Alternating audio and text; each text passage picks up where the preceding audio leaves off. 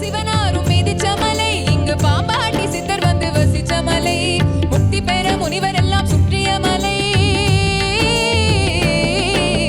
எத்தனையோ முனிவர் எல்லாம் சுற்றிய மலை, இத்தனைக்கும் இந்த மலை ஏழைக்குத்தான் சொந்த மலை, இத்தனைக்கும் இந்த மலை ஏழைக்குத்தான் சொந்த மலை, இத்தனைக்கும் இந்த மலை ஏழைக்குத்தான்